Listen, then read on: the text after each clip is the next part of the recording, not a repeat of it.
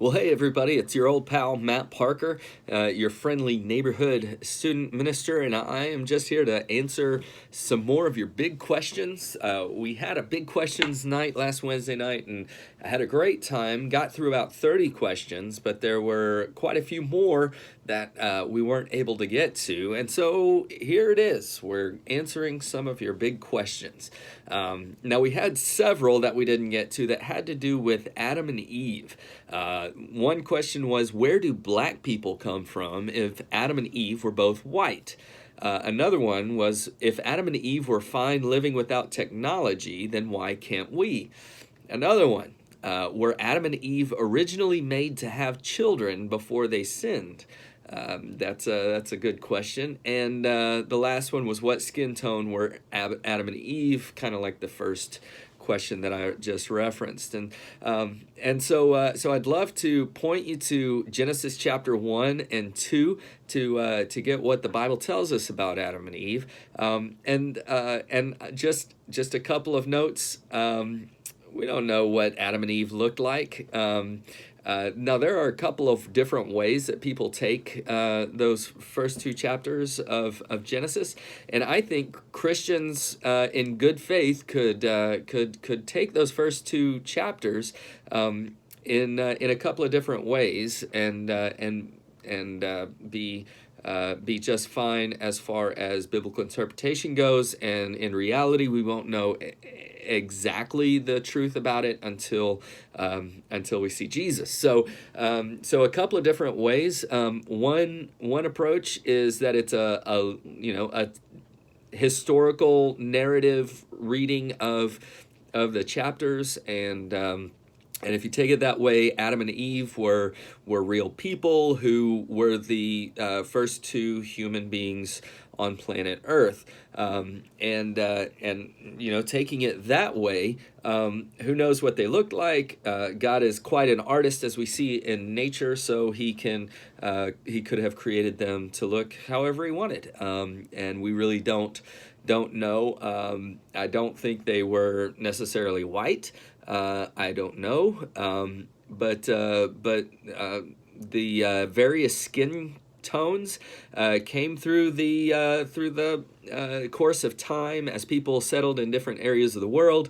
Their melatonin levels became ingrained in their DNA, and it began to be passed down from generation to generation. I think science has pretty well established that as anthropology goes, and so I don't think there's any reason for us to expect that if Adam and Eve were actual literal people who started the human race, that there's any reason to expect that we would see any different variety of skin tones now, regardless of how they were created. The other approach that I think Christians in good faith can take and still be true to what the scriptures say is that the first two chapters of Genesis are more poetic and not meant to be taken as literal. And so they point to maybe the first people being as archaeology and dating of human remains from like Africa takes us back a long time. There's a position called Old Earth creationism that is a little bit more long-term focused and a little bit less inclined to take Genesis 1 and 2 as literal, and so they would follow more of what the scientific community has come out with as the timeline of human history, and so then the passing of melatonin and the settling of people in different areas of the world would be in that way, and so I think I can have conversations with people who take either of those views, and we could get along just fine as long as we're being true to the text and seeking in good faith to find out exactly what God was doing with the story there. the second question, if Adam and Eve were fine living without technology, then why can't we? Yeah, I assume that that you mean that that's digital technology, because technology is any human invention that makes life different or easier, or some sort of innovation in life. The shovel, for example, is technology. Books are technology, and so the wheel obviously is one of the major ones of technology. And so depends on what you mean by technology. I mean, we can live without a lot of things, and my trip to Cuba recently highlighted that fact for me. I was completely out of touch with American society. I had no idea what was going on in the world, because we just didn't have access to Wi-Fi. So that kind of thing, I think we can live without a lot of things that we don't think we can, and I think we'd be better off to recognize that from time to time, and even practice a little bit of self-denial, and maybe get away from some of the things that make life a little bit easier for us, so that we can strengthen our minds and in our bodies in that way, and exercise a little bit of self-reliance and resilience there.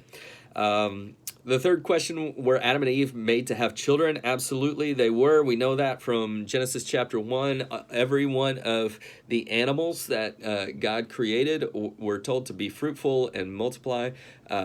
And Adam and Eve were told one of their functions in life was to be fruitful and multiply and fill the earth. Humans were created to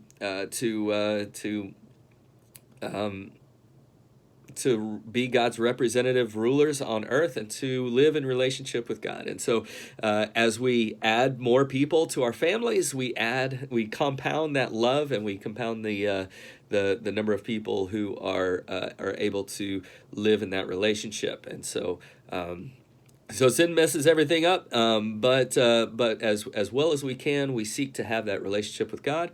And Adam and Eve were definitely made to have children, because we're here, and so actually there's a viewpoint that they actually had kids before they sinned, and you see all of these people who existed. Now the Bible also says that they lived to like 900 years old. I don't know exactly how that worked. Again, that's one of those things that we can speculate, but we don't really know exactly what was going on with that until we see Jesus. So yes, they were made to have children, and I personally think, I don't really have anything to back it up except the fact that there were kids for Cain, Abel, and Seth. There were other people for them to marry and have kids. So I expect that they had maybe some kids before they sinned. And who knows how long it was between the creation account and the moment that they sinned. There could have been a very, very long time in that in between there. Who knows? I don't know. Some of these questions we don't really have a way of knowing until we see Jesus. So that's it for today, and I will do more answering of your big questions later on. Have a good day.